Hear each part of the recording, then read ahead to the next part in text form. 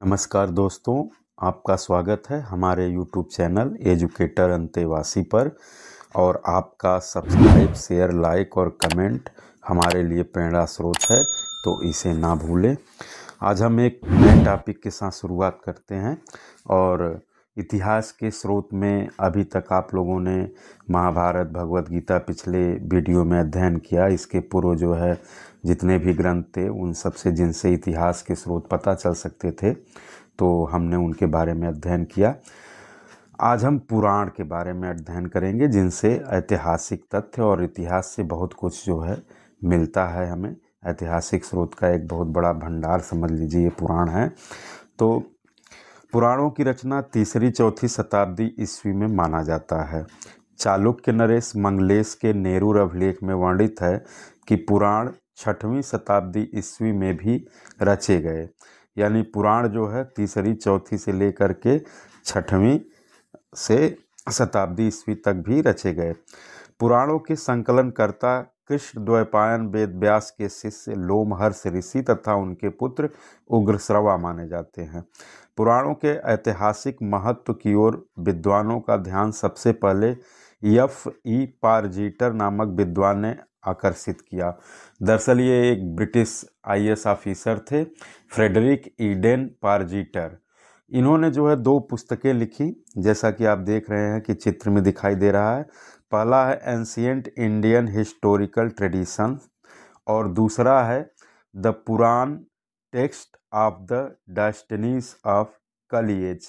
तो ये दोनों F.E. पारजीटर की पुस्तकें हैं। और इन्होंने ही सर्वप्रथम ये बताया कि नहीं, पुराण का जो आप लोग अध्ययन करते हैं वो ऐतिहासिक दृष्टि से भी महत्वपूर्ण है।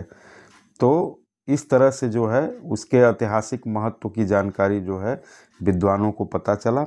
R.C. मजूमदार ने लिखा कि पुराण एक तरह से उपन्यास है जिनके प्रणेता अपने पाठकों को में उत्साह उत्पन्न करने के लिए ऐतिहासिक तथ्यों का हवाला देते हैं, किंतु इनमें तथ्य की अपेक्षा गल्प अधिक है। यानी जो तथ्य हैं ऐतिहासिक वो कम है, और जैसे नहीं गप मारते हैं तो वही बढ़ा चढ़ा करके वर्णन दिया गया है। और पुराणों की एक खासियत और है कि पुराण जो है जितने भी पुराण लिखे गए हैं तो पुराणों की जो शैली है वो भविष्य के हिसाब से है। यानी जैसे आपको लगेगा कि भविष्य में क्या घटनाएं घटित होने वाली है, इस तरह से पुराणों में वर्णन किया गया है। तो पुराण शब्द का प्राचीनतम उल्लेख अथर्ववेद में है। पुराण का शाब्दिक अर्थ प्राचीन है। वायु पुराण में वर्णित है कि प्राचीन परंपराओं के प्रतिपादक ग्रंथों को पुराण कहते हैं। वेंकट माधव सायण के अनुसार सृष्टि की उत्पत्ति और विकास क्रम के बोधक ग्रंथों को पुराण कहते हैं। मधुसूदन सरस्वती ने लिखा कि विश्व रचना के इतिहास को पुराण कहते हैं।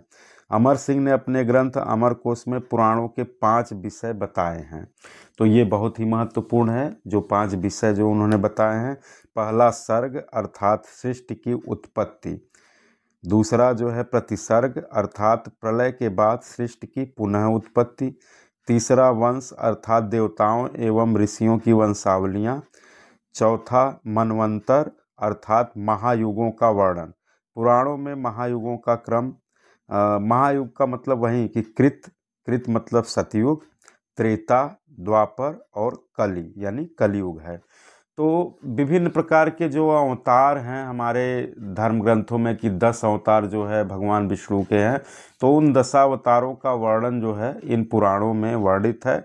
और हर युग में किस युग में कौन से जो है ईश्वर ने अवतार लिया और हर युग का जो है वर्ष कितना रहा, तो ये सब सारी चीज़ें जो है पुराणों में वर्णित है।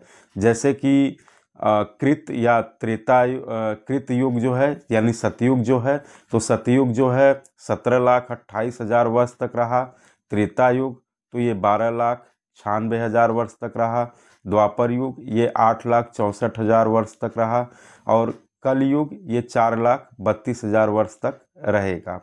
ये जो है जैसे 4x1 तो कलयुग है, 4x2 कर दिए तो द्वापर है, 4x3 कर दिए त्रेता है, और 4x जो है 4 कर दिए तो सतयुग का वर्ष होगा। तो उतना जो है वर्ष तक ये युग जो है हैं। हर युग में अपने पिछले युग से निम्न था और नैतिक मूल्यों एवं सामाजिक मापदंडों की दृष्टि से निम्न ही था। क्योंकि जो है जैसे जैसे युग, जैसे सतयुग के बाद त्रेता आया तो जो उसमें अच्छाइयाँ थी उससे कुछ बुराइयाँ त्रेता में प्रवेश कर गई। त्रेता से जो है कुछ बुराइयाँ द्वापर में प्रयोग कर वो आ गई। फिर द्वापर से जो है कलयुग में मान के चलिए कि बहुत ज़्यादा बुराइयाँ आ गई। तो इस तरह से और मनुष्यों का जो है शरीर, उनका जीवन वर्ष जो है कितना वर्ष जो है औसत आयु है, ये सारी चीज़ों जो है भिन्नता आती है। तो वो एक अलग विषय है, हमें ऐतिहासिक दृष्टि से पढ़ना है। तो इस तरह से जो है चारों युगों का वर्णन है। और चारों युगों में ये भी कहा गया है कि जैसे सतयुग में मत्स्य अवतार, तो मत्स्य अवतार किसका है, तो जलीय जीव था यानी मछली। इसके बाद जो है कूर्म अवतार यानी कच्छप, इसको जो है कछुआ कहते हैं, तो कछुआ यानी कूर्म। ये जो है उभयचर प्राणी था, ये स्थल और जल दोनों में रहता था। फिर वराह अवतार अर्थात सुअर का अवतार जो भगवान ने लिया था वराह का, तो ये जो है स्थलीय जीव था। इसके साथ नरसिंह अवतार भी सतयुग में हुआ, तो ये अर्धमानव था यानी पशु और मानव के बीच का जो है जीव था। इसके बाद जो आता है त्रेता युग, तो त्रेता युग में वामन अवतार यानी बौने का अवतार यानी छोटे मानव का अवतार हुआ। फिर परशुराम छठवां अवतार जो है, तो परशु अर्थात फावड़ा धारण करने वाला यानी औजार का विकास हो चुका था। फिर रामा अवतार, तो रामचंद्र जी का अवतार जब हुआ तो समुदाय में रहने वाले मानव का अवतार था। फिर आता है द्वापर युग, द्वापर युग में आठवां अवतार कृष्ण का अवतार है, तो पशुपालन करने वाले मानव का अवतार। और नौवां जो है बुद्ध अवतार यानी कृषि कार्य को बढ़ावा देने वाले मानव का। और चौथा युग कलयुग में 10वां अवतार कल की अभी आने वाले हैं, तो कलयुग के अंत में संहारक के रूप में जो है कल्कि को दिखाया गया है। लेकिन सब मिला जुला के अगर साइंटिफिक रीजन से भी आप देखेंगे तो आपको पता चलेगा कि पृथ्वी पे जिस क्रम में जीवों का विकास हुआ, उसी क्रम में जो है पुराणों में दिया हुआ है भगवान के 10 अवतारों का जो है क्रम। तो आप देखिए पहले जलीय जीवों का विकास हुआ, उसी तरह से मत्स्य अवतार का हुआ जो है अवतार हुआ। तो ये सब सारी चीज़ें जो है पुराणों में वर्णित है। इसके साथ साथ फिर वंशानुचरित है अर्थात प्राचीन राजवंशों का इतिहास। तो कौन कौन से, जैसे सातवाहन वंश है, आपका गुप्त वंश है, मौर्य वंश है, इन सब का वर्णन जो है पुराणों में वर्णित है।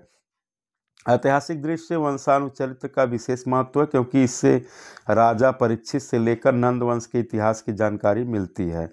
पुराणों की संख्या बहुत अधिक है, इनमें 18 पुराणों को महत्वपूर्ण माना गया है क्योंकि 18 मुख्य पुराण हैं, 29 उप पुराण हैं। और जैसा कि दिया गया है कि विष्णु पुराण मौर्य वंश हेतु है, और मत्स्य पुराण सातवाहन वंश हेतु है, और वायु पुराण जो है ये गुप्त वंश के अध्ययन के लिए बहुत उपयोगी है। और मत्स्य पुराण में ही सातवाहन शासकों को जो है आंध्रभृत्य कहा गया है। और बहुत बड़े दलित नेता थे जो है पेरियार, पेरियार का अर्थ महान होता है, के नाम से विख्यात थे। रामास्वामी नायकर ने पुराणों को परियों की कथा कहा था। तो इन 18 पुराणों को 3 वर्गों में विभाजित किया गया है, ये निम्न है। पहला राजस वर्ग, इसका संबंध ब्रह्मा से है, इसके अंतर्गत ब्रह्म, ब्राह्मण, ब्रह्मवैवर्त, मार्कंडेय, भविष्य तथा वामन पुराणों को सम्मिलित किया गया है। दूसरा सात्विक वर्ग, इसका संबंध विष्णु से है, इसके अंतर्गत विष्णु, भागवत, गरुड़, नारद, वराह तथा पद्म पुराणों को सम्मिलित किया गया है।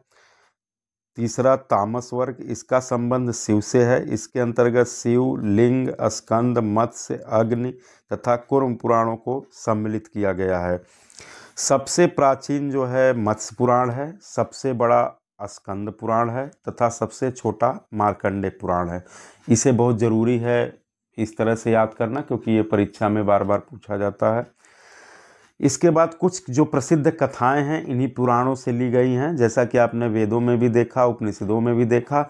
उसी तरह से कुछ ऐसे जो है हमारे माइथोलॉजी में कहानियां हैं जिनका जो है संबंध पुराणों से भी है। तो जल प्लावन की कथा, बाणासुर द्वारा सिर पर शिवलिंग रखकर पूजा करने का उल्लेख, मत्स्य पुराण में हुआ है। सांख्य दर्शन के प्रतिपादक कपिल और गौतम बुद्ध को भागवत पुराण में विष्णु का अवतार कहा गया है। यम नचिकेता संवाद वराह पुराण में वर्णित है। 18 पुराणों का सार संग्रह नामक ग्रंथ की रचना राजशेखर ने की थी।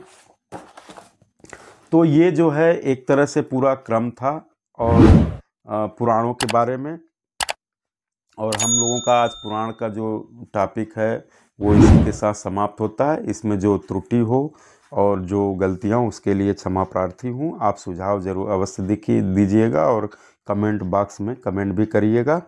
तो आज 2 क्वेश्चन भी हम पूछ लेते हैं। तो मुख्य रूप से कितने पुराण हैं और 4 महायुगों के नाम बताइए। तो ये आप कमेंट करके हमें बताइएगा। और आज के लिए बस इतना ही। धन्यवाद। जय हिंद, जय भारत।